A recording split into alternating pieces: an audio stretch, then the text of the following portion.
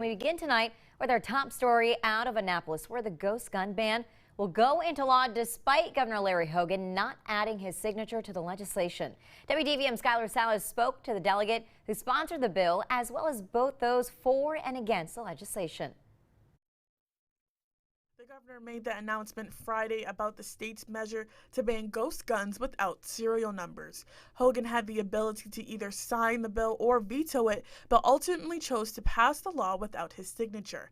In a statement Hogan released, he says, "It is a positive step, which is why I'm allowing it to take effect, but it does nothing to penalize those who actually pull the triggers on firearms." Richard Dudley, who is the owner of the Maryland Arsenal, said he completely agrees with Hogan and feels the law is good, but it is still not enough. It's not really punishing anybody that it's set out to do, right? So like a lot of gun laws, the issue is that it doesn't affect anybody but the gun owners who are law-abiding citizens. So it doesn't stop the bad guys from doing bad things. So in that regard, I think that it's not going to be effective and it's not going to do what the ultimate goal of the bill is to do. On the other hand, some people I talked to, like Mindy Lando, feels the law is a small step to solving a bigger problem. Gun violence is a very complicated topic, and there's a lot of reasons why gun violence has risen so rapidly in our state.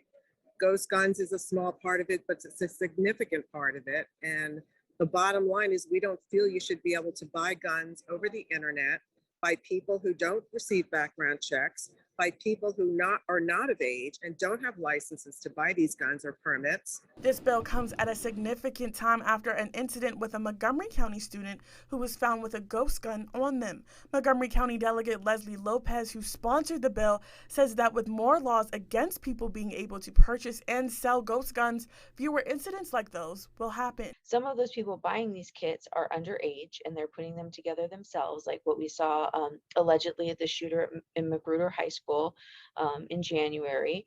But also we're seeing people who are purchasing these kits, assembling them, and then selling them to prohibited people. There's people who understand this and are exploiting a loophole in our laws to sell to prohibited people, and the purpose of the bill is to close that loophole. Lopez and some others hope that with this new law being passed, it opens the door for it to become a bigger law within the federal government. I really look forward to the White House enacting the federal regulations sometime very soon.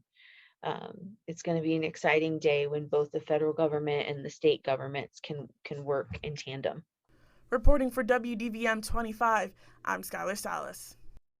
So if caught with a ghost gun, you can actually get up to 2 years in prison and a $10,000 fine.